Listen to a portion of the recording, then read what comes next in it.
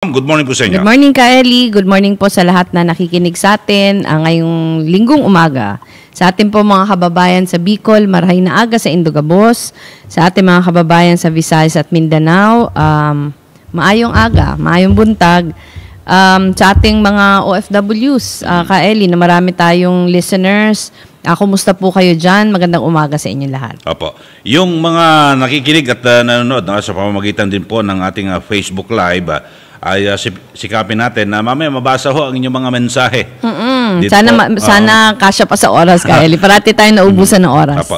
At syempre sa malalaking mga pangyayari dito po sa ating bansa, ay hindi po natin makakalimutan ito hong ating pakikiramay, ma'am, sa Batanes. Batanes. Kahapon, Ka Eli, kausap ko sa telepono si Governor Malu Cayco. Kinikwento niya nga na sunod-sunod pa din yung aftershocks kahapon. Ito, Ka Eling, Itbayat na puntahan ko na to dahil nung nagkaroon ng bagyo 2016 ba, 2017, pumunta ako doon. Ito din yung pinaka-devastated na portion ng Batanes. Nasa north ito, Ka Eli. Nasa north siya nung main island. Ano talaga? Sobrang ini-imagine ko nga ngayon, Ka Eli, kasi yung mga namatay, di ba may 8 namatay, may mga injured. Parang sinasabi niya, namatay ito dahil nandaganan ng mga bahay na mga luma. Alam mo, Ka Eli, nung pumunta ako doon ng bagyo, nakita ko na yung mga lumang bahay, siya yung hindi nagiba. Ito kasi yung mga gawa ng gawa sa bato. Yung mga nasira ng bagyo, ito yung mga gawa na sa kahoy. Pero yung mga gawaan doon sa mga lumang bato, hindi siya nasira. In-imagine ko ngayon, baka siya naman yung nasira ngayong lindol. Kausap natin si Governor Malu, Ka Eli, tinatanong natin ng mga kailangan. Meron pa din silang assessment, pero yung pinakakailangan nila ngayon, mga tents. Kasi yung mga emergency shelters, kahapon nung kausap ko siya, parang nasa plaza na yung mga tao. Kasi inaabangan nila baka marami pa ding magiba dahil sa aftershocks. Saka mga emergency lights. So mga tents, emergency lights, saka mga generator sets. Kasi buong isla, Ka Eli, walang kuryente. Ang kinakamusta ko siya kung kumusta yung epekto sa Basco. Sabi niya naramdaman nila pero hindi ganun kalakas. Yung tumbok, ma'am, yung Itbayat talaga. Itbayat talaga. Yung district hospital nga ron, parang pinalabas na yung mga pasyente dahil sa hindi safe yung building. Saka Ka Eli, pag pumunta ka sa Itbayat, halos walang bagong structure. Ito talaga yung mga, kaya siya ang ganda Kaya sobrang ganda niya. Kasi parang na-preserve yun talaga mga luma. Pero tinitingnan ko sa video kahapon, merong mga personal videos na nakuha. Yung simbahan, kitang-kita yung pagguho nung kampana, yung bell tower. Kitang-kita yung pagguho. So, ang ninanais natin, sana mahinto na yung aftershocks. Para naman hindi na nakakatakot sa mga tao. Pangalawa, hindi na mapeligro yung mas marami pang buhay. Opo.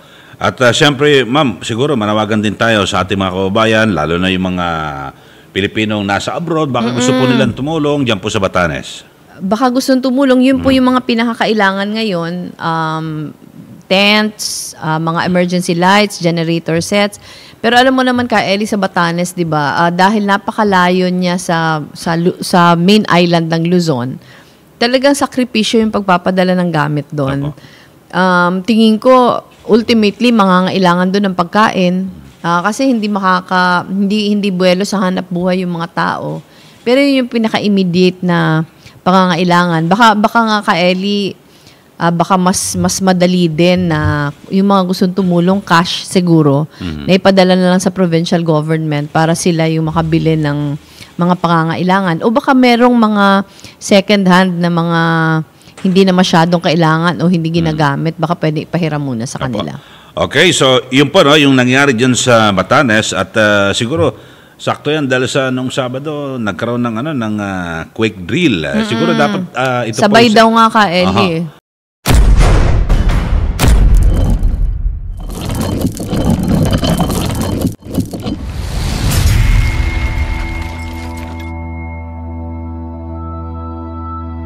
Kasi parang mga alas 4 din ng umaga.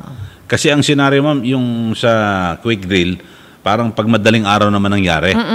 ang lindol. Kaya mahalaga yung simulation kasi pag nangyayari yung ganito, di bale kung araw kasi parang kahit papano Gising lahat. gising ka. Mhm. Pero Opo. pag tumama talaga siya ng gabi o madaling araw, yun yung mahirap. Siguro yung ating mga kababayan dapat seryosohin po natin yung mga quick drill na ganyan. At siguro ang importante maging kalmado at wag po matataranta. Saka alam talaga kung anong gagawin. Opo. Okay, so yan po mga kababayan at yung mga gusto pong magpabigyan ng tulong ay handa naman po ang Office of the Vice President. Pwedeng idaan sa opisina namin, pwede din diretso sa provincial government ng Batanes. Yun. Okay, samantala mga kasama, ang oras na natin ay, ang bilis po ng oras mga kasama, ay alas 9:10 na po ng umaga. At samantala sa iba pa nating mga issue na magandang pag-usapan. Ma'am, congratulations dahil sa ang inyo pong trust rating dito po sa pinakahuling survey ng Pulse Asia ay tumaas. Up by 11% tayo ka, Ellie. Ano naman to? Inspirasyon, saka nagbibigay sa atin ng enerhiya na lalo pang pagbutihin yung ginagawa natin. Ito ka, Eli, ito yung pinaka-latest na survey period, parang last week of June, ngayong taon. Kumpara dun sa trust ratings natin nung April, up tayo by 11%. Ito na yata ka, Eli, ang isa sa pinakamalaking pagtalon. Ito na yung pinakamalaking pagtalon. Saka yung pinakamabuti dito, pag tiningnan mo, pag dinisect mo yung iba't ibang bahagi nung survey, up ako by 10% sa mga kalalakihan, up by 11% sa mga kababaihan, pati yung mga sa demographics, yung sa edad. Halimbawa yung Filipinos ages 25 to 34, up tayo by 17%, yung Filipinos aged 55 to 64, up tayo by 15%. So halos lahat na age group saka sa gender, tumaas tayo. Kaya ngayon, halimbawa sa rural areas, Eli, ang taas nung tinaas natin, up by 20%. Sabi ko nga, baka kahit papano nararamdaman din yung ginagawa natin kasi talaga yung mga ginagawa natin nasa pinaka-malalayo at pinaka-mahihirap na mga lugar. Ito po, ma'am, sa kabila ng mga, alam niyo na, mga paninira. Maraming laban sa mga inyo, personal at mismong sa Office of the Vice President. Kaya siguro yung leksyon lang dito ka, Eli, wag masyado magpapa-apekto sa ingay. Gawin lang yung dapat gawin. At yung tao naman nararamdaman. Meron pa kaming isang good news ka, Eli, yung survey din ng Makati Business Club. Ito talaga, Ay, nabasa ko yan, ma'am. Oo. Ito talaga, kami yung pinaka-dramatic, pinaka-mataas na talon. As of August of 2015, yung pinaka-last na survey nila, ang parang trust rating sa Office of the Vice President, 11% lang. Ngayon ka, Eli, yung July 2019, almost 75% kami. Pinakamataas na talon sa lahat ng mga government offices. Kung titingnan mo nga ka, Eli, yung listahan dito, halos lahat bumaba. Pero yung opisina namin, talagang napaka-dramatic ng pagtaas. Siguro may paliwanag ko rin, ma'am, sa ating mga listeners, ito hong MBC Makati Business Club. Ito po yung samahan ng mga talagang mga kilalang negosyante, mga employers, mga bossing sa Makati at talagang mga sa negosyo, alam nyo, talagang ito, nagbabantay ho talaga ito sa gobyerno, sa lahat ng tanggapan. Saka wala naman silang dahilan ka, Eli, wala silang dahilan para magsinungaling, walang dahilan para idiin o may paboran. Kasi ito yung assessment nila ng lahat na nakakasalamuha at nakakatrabaho nila. Yung kaya ito ka, Eli, napakaganda sa pakiramdam. Kasi yung opisina ng pangalawang Pangulo, hindi lang ngayon na panahon ko, pero kahit noon pa, parang hindi masyadong pinapansin dahil napakalimitado ng mandato. Pero ngayon, isa na siya sa pinakamataas among the government offices. Talo pa yung mga opisinang malalaki talaga yung mandato. Kaya malaking encouragement ito para sa amin na kahit papano sa gitna ng napakaraming ingay, sa gitna ng paninira, sa gitna ng, alam mo yun, pag-aalipusta, ramdam ng tao. Ramdam ng tao yung ginagawa ng opisina namin. At ma'am, sa kabila ng yung pangigipit Marami yon. Pero sabi nga ka, Eli, dun ka huhusay, dun ka makakahanap ng mga paraan para iwasan yung mga ganitong panggigibit. Opo. Itong Makati Business Club nito, yung kanilang survey ay para po ito, no, siyempre yung perception po ng sektor po ng negosyo, yung business sector sa kasalukuyang pamunuan, no, ng gobyerno, liderato, at siyempre yung sa public service lahat to. So dito makikita natin yung pulso ng malalaking negosyante. Totoo. Opo. At ito nga ka, Eli, ang laking ginhawa din para sa amin kasi nag-umpisa talaga kami medyo sadsad. Nag-umpisa kami sa halos wala. Talagang unti-unti sinubukan nating ayusin. Hindi lang yung panlabas na ginagawa pero pati yung professionalism sa opisina.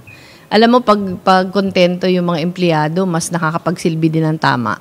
Yes. So, ito ka, Eli, talagang pinoprofessionalize natin, inaalagaan yung mga, maliit man yung sweldo, pero at least ramdam ng mga empleyado na bahagi sila. Bahagi sila ng organisasyon. Parang dito natandaan ko kayo, ma'am, pagkaupo nyo bilang Vice President, naimbitahan kayo sa MBC Forum sa Makati. Actually, parang, every now and then ka, Eli, naimbitahan tayo. Pero parang... Yung pagsisimula nyo lang, parang kiniliatis na kagad. Sino ba ang Vice President natin? Parang ganun kagad eh. Naimbita tayo as Vice President. Naimbita din ako ka, Eli, as HADSI Chairman noon. Ito yung mga isa sa mga nakaka-nervyos na mga imbitasyon. Kasi hindi ka pwede mambola eh. Kasi yung mga makikinig sa'yo, unang-una, nasa industriya talaga. Pangalawa, hindi mo makikwentuhan ng kung ano-ano. Kasi naiintindihan kung ano yung sasabihin mo. Talagang ang pinaka-challenge, maipresenta mo ng maayos para nakikita nila kung saan papunta at ano yung mga nagawa. At siyempre, bukod po sa Office of the Vice President, ay malaki rin tiwala nila ang binigyan nilang BSP grado yata sa number Bangko 1. Sentral ng Pilipinas. Opo. Para number 1, Bangko Sentral. Although, teka, titingnan ko ka, Eli. Ayun, tumaas ng 2%. Dati nang mataas ka, Eli. Dati na 95%, naging 97%. Ang pangalawa, NEDA. Yung NEDA from 80% to 84%. Yung Pag-asa ka, Eli, yung pangatlo, pero bumaba. Nung August 2015, yung trust rating sa Pag-asa, 89.4, naging 84.2. Bumaba, pero mataas pa din.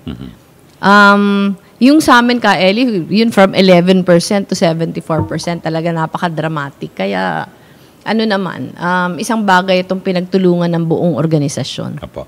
At siyempre, tulad po ng inaasahan, ng pinakamababa, yung MWSS, na siyang regulator po ng dalawang water concessionaire at kung saan nagkaroon po ng krisis sa tubig dito po sa Metro Manila. Apo. At samantala, sa iba pa nating issue, ma'am, itong si Solicitor General Calida. Talagang, ito ka, Eli, nakakalungkot. Kasi yung Office of the Solicitor General, alam ko ka, Eli, marami din akong kilala dyan. Marami dyan na mahuhusay, professional talagang mga abogado, na talagang nandyan para manilbihan sa bayan. Parang sinisira lang nito ni Soljan Calida. Backlog, napakalaki. Ang inaasikaso pa yung pag-aabogado sa mga Marcos. Kung natandaan natin ka, Eli, pati yung sa protesta, very active din siya. Bago kasi siya naging Soljan, talagang abogado siya ng mga Marcos. Siya nga yung parang siya namuno ng Marcos for President movement. Pero dapat sana natapos yun nung nanilbihan siya sa pamahalaan. Pero ngayon kahit nasa pamahalaan na, Marcos pa din pinapanilbihan. Siguro ka, Eli, alam na talagang talo na sa protesta, kaya naghahanap na naman ng ibang paraan. Ito hanggang sa pagsisinungaling. Opo. Hanggang sa pagsisinungaling gagawin. At sinisweldohan ng taong bayan, pero ang pinaninilbihan, Marcos, hindi taong bayan. Opo. So dito nagkabistuan siguro, hindi na inaakala at hindi naging maingat na talaga namang nakita na galing sa OSG dahil sa nung una, itinatanggi mismo ng Malacanang na wala silang alam dyan. Wala namang sikretong hindi nabubulgar ka, Eli. Opo. Kaya talagang aabot talaga yung panahon na talaga ma-unmask. Ang daming ang paliwanag kung bakit ka kabahagi. Pero hindi napapaliwanag bakit ito yung inaatupag na napakaraming kaso na ang inaatupag kasinungalingan, ang star witness, sinungaling na tao. Pero yung pinapaniwalaan nila, ang dami-daming kaso sa opisina nila, hindi naasikaso. Yung abogado rin ng star witness. Ay, wala naman tayong aasahan. Ay, natin magitin mo. Ayun. Pero yun lang, nakakalungkot kasi ang dami naman sa opisinang yan ng mga matitino at mahuhusay. Sinisira lang ng namumuno sa kanila yung imahe ng kanilang opisina. At higit sa lahat, napakaraming mga kaso ng ang gobyerno dapat na isulong para sa kapakanan ng gobyerno. Kasi ang OSG mamang abogado ng gobyerno. Oo naman. Ito ka, Ellie, matagal akong practicing lawyer. Talagang kilala naman yung OSG na talagang para sa kapakanan ng pamahalaan yung sinusulong. Pero ito, Marcos lawyer, hanggang ngayon, lawyering for the Marcoses pa din. Pero gulat lang ako, parang inililihis na hindi, nag-aabogado sila sa PNP, Ay, sa nako. IDJ. So, tingnan yung record. Para sino niloloko nila. Apo. Okay, samantala sa ating mga kababayan at noong huli nating episode ay nabitin ma'am yung inyong midterm report. Oo nga, nagmi-midterm report Talagang tayo. mukhang sa dami mo na inyong trabaho at mga nagawa, talagang hindi kakayanan yung isang oras nating palatuntunan. Oo, kaya sabi ko ka, Ellie, baka pwedeng ipagpatuloy natin ngayon bago natin tawagin yung ating guest. Parang huminto tayo sa report ko sa mga programa namin sa mga kababaihan. Gusto ko din banggitin ka, Ellie, yung programa namin sa mga kabataan. Kasi meron tayong ilan na mga ginagawa para sa mga kabataan. Meron tayong tinatawag na Angat Buhay Youth.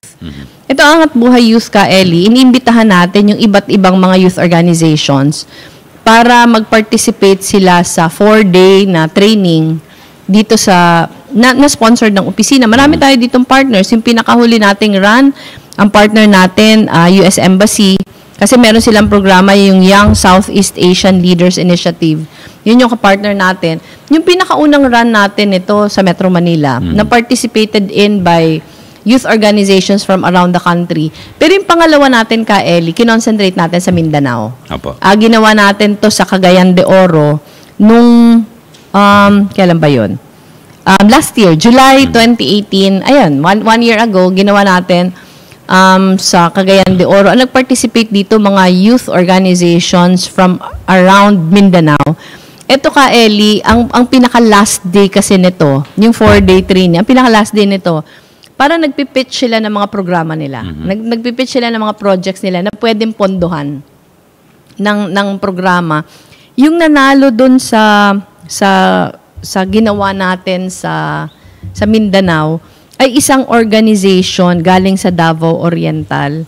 Yung kanilang project ka, Ellie, yung Balay Duaan, parang ang pinopropose nila isang transition shelter para sa mga anak ng mga rebel reformists. Kasi ang sinasabi nila, ang daming programa para sa mga rebel reformists, pero yung mga anak nilang number 1 din na apektado, walang programa para sa kanila.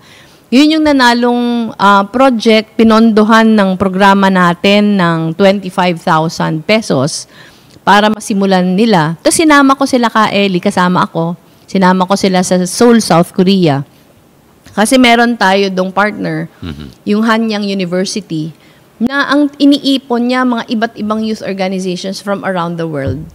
Nag-participate din doon yung mga taga Davao Oriental na grupo. At doon, binigyan sila ng additional na funding na 1 million Korean won. Kaya ito ka, Ellie, talagang nakaka-encourage ito sa kanila na talagang pagbutihin, paghusayan. Yung pinakaunang run natin, yung nanalo, isang youth organization from Lipa. Yung kanila namang programa, parang psychosocial therapy para sa mga kabataan na nangangailangan ng tulong. Nagkaroon tayo ng third run sa Cotabato City. Ito naman third run, parang exclusive siya para sa mga youth organizations sa ARMM. Ang nanalo dito, isang youth organization na galing sa Lanao del Sur. At ang pangalan ng organization nila, yung Okir University Arts Club. Ito ka, Ellie, magpa-participate din sila sa Seoul, South Korea, dun sa Hanyang University ngayong August. Sa darating na buwan, sila naman yung representative natin. At tapos magkakaroon tayo ng another run for the Visayas. Excited tayo doon. Ito ka, Ellie, pagbibigay talagang halaga sa mga kabataan na mas maging makabuluhan yung kanilang kontribusyon. In fact, yung mga alumni natin doon sa Angat Buhay Youth na mga training programs, recognize din sila ka, Ellie. Naalala ko last year, 2 sa kanila nanalo ng Tayo Awards. Ngayon naman, merong isa na namang finalist. Kaya ito, talaga, happy tayo sa resulta at parang yung pinakamensahe dito ka, Ellie, na walang pinipiling edad. Kahit bata ka pa, talagang marami kang pwedeng gawin.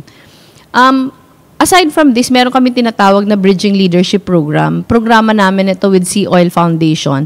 Ito naman ka, Ellie, hindi na ito mga kabataan, pero mga LGU. Yung mga LGU nagpa-participate. 11-month na program ito na kung saan nag-aaral yung mga LGUs na yung tungkol sa governance, tungkol sa pagpaplano ng mga programa, nililink natin sila sa mga partners.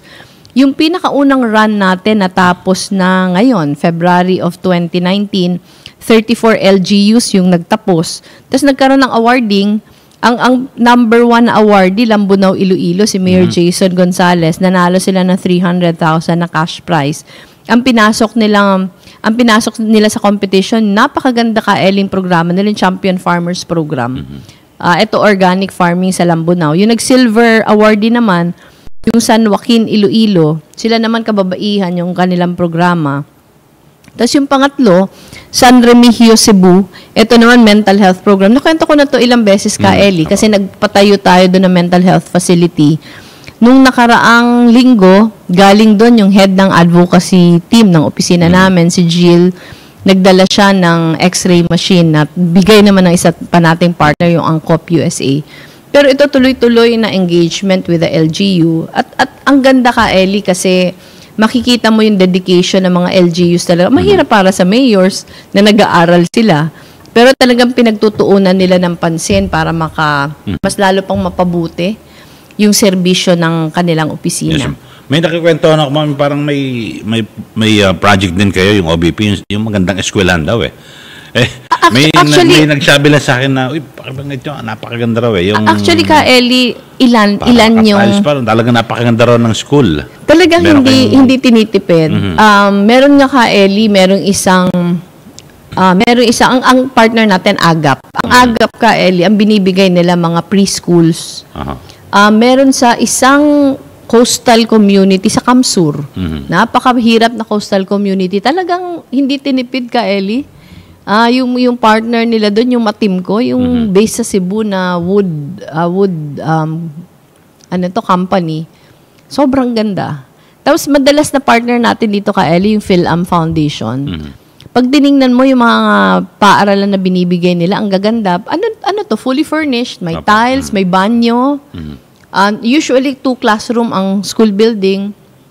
At tapos talaga, pati yung gamit, pati upuan, gamit ng teachers, pati blackboard, kasali. Napakarami na tayo ka-Elling na build ng mga classrooms. Marami tayong partners dito. Pero ito ka-Ellie, hindi lang classrooms. Na-mention ko ito nung Sunday, yung mga dormitories.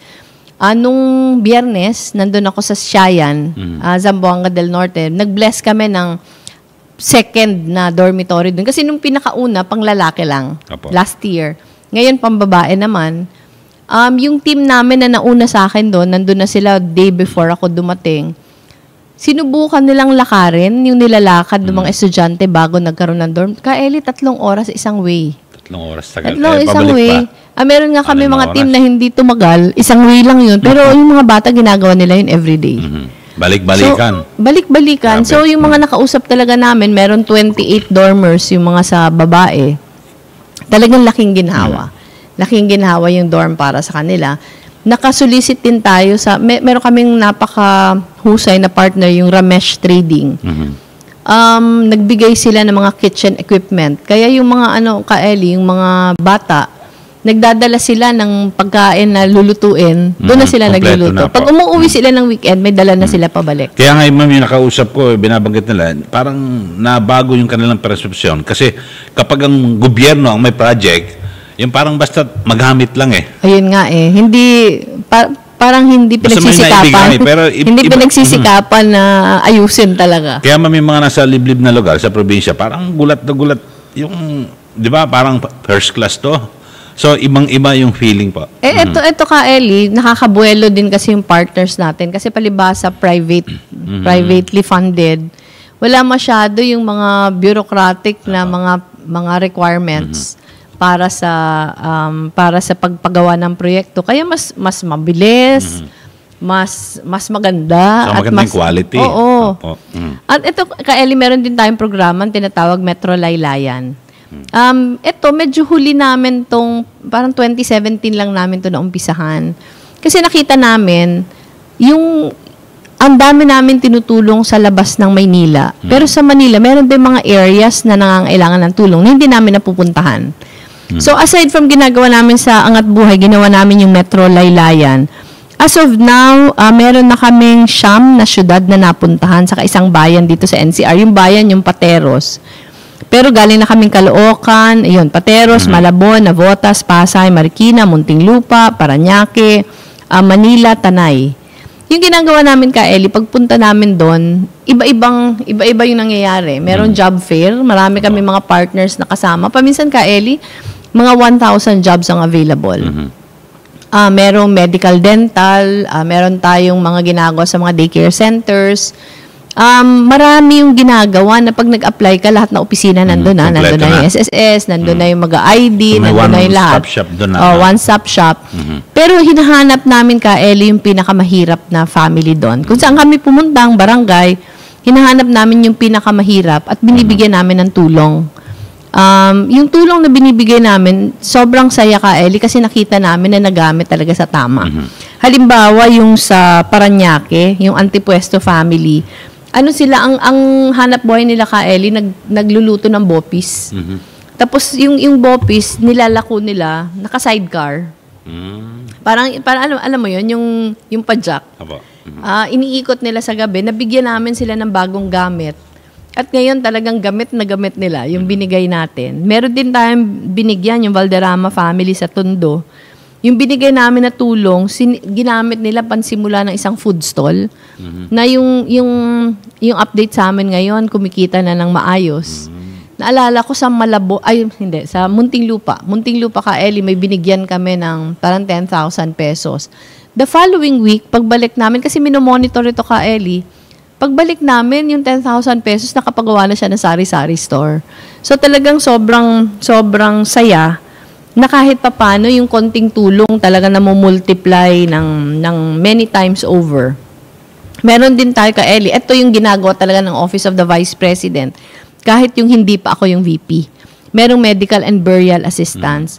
Pero nung nag-VP na ako ka Ellie, dinagdagan natin ng DHAMAC yung naka-set aside dito. Kasi alam natin, nakita natin, na marami talaga yung parang nadudugtungan yung buhay dahil sa tulong na nabibigay. Nung pagpasok ko ka, Ellie, 2016, yung nalabas lang natin ng pera dito, 2.46 million, mga 3,027 beneficiaries yon. Pero as of 2018, ang medical assistance na nabigay namin, nasa 324 million na, at mga 20,000 plus ng mga beneficiaries yung nakinabang. Aside from this, meron tayong burial assistance na marami na din yung nabigyan. Pero ngayon ka, Ellie, medyo may shift kami. May shift kami kasi napapansin namin parang yung nakikinabang yung mga malalapit dito. Kasi alam mo, yung pag-apply sa opisina. So gusto namin na mas spread out pa yung tulong. Yung iba ma'am, yung mga hindi makapunta rito, talagang Yun walang-wala. Yung mga hindi makapunta dito, talagang pinag-uusapan na paano natin mailalapit sa kanila. So ngayon, pumasok kami ngayon sa parang MOA, nakabahagi yung mga ospital.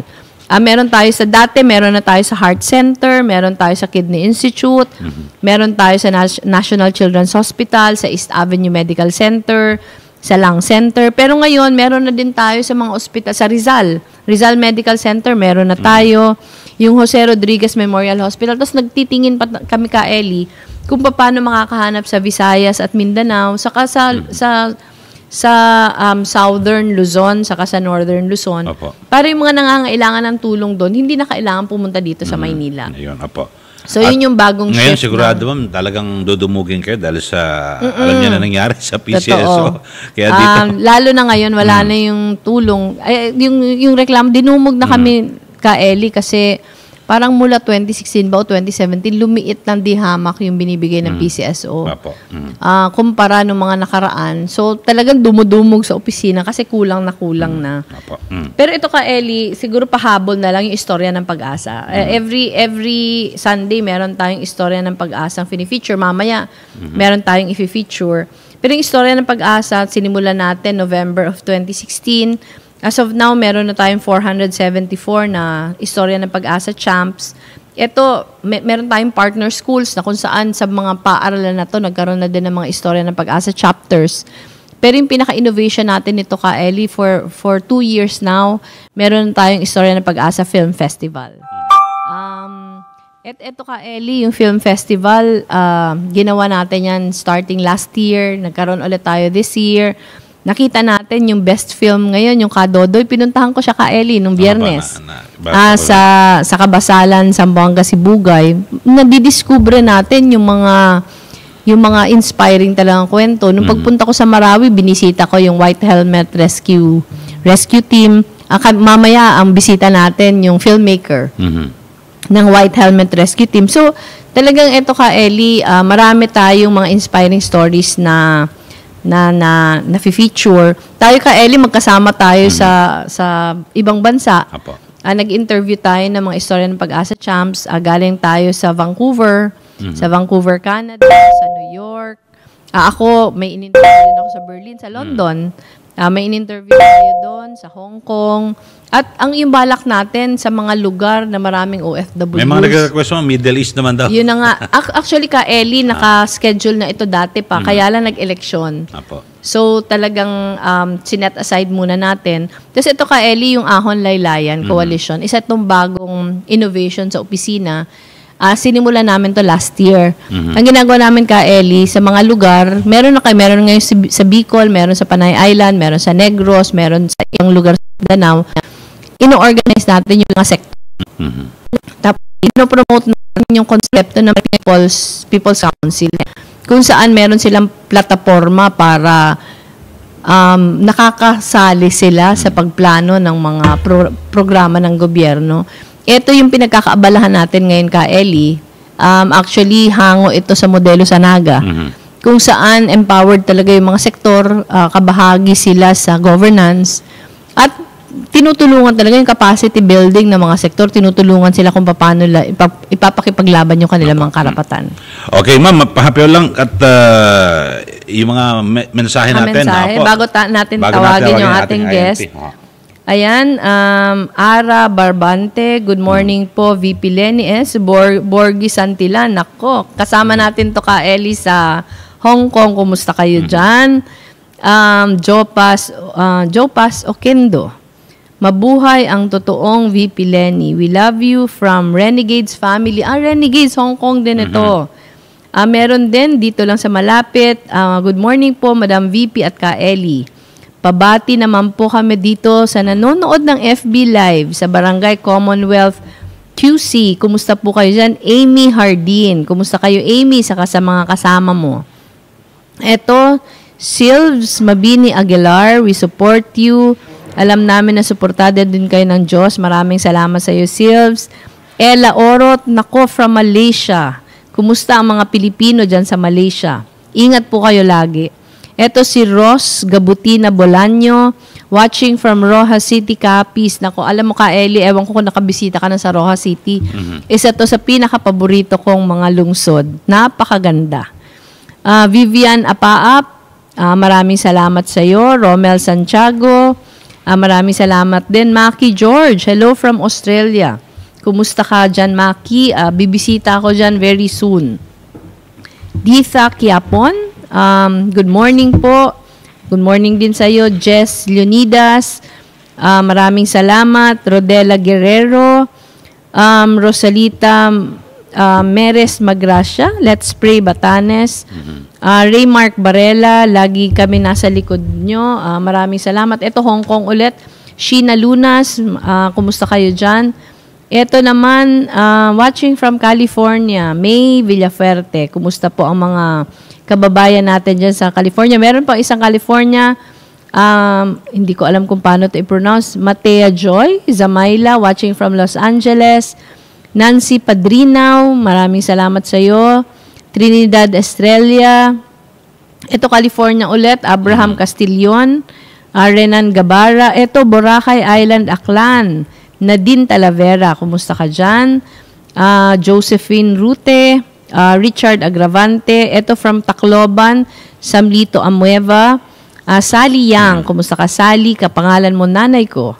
Maraming salamat sa iyo. Jerry Herona, naku baka, oo, kamag-anak ko yata ito. Hello, I'm your real supporter, Madam Herona from Davao City. Marami akong kaeling kamag-anak sa Mindanao. Apo. Davao, meron sa Butuan, meron sa Iligan, marami. Nagkalat ang mga Herona. Leihan Torreverde, maraming salamat sa iyo. Ito Australia ulit, Hill Sara Lara. Ito Australia pa din, Leihan Torreverde, watching from Townsville, Australia. Meron ako dong imbitasyon ngayong October ka, Eli. Sana makita ko sila. Ayun.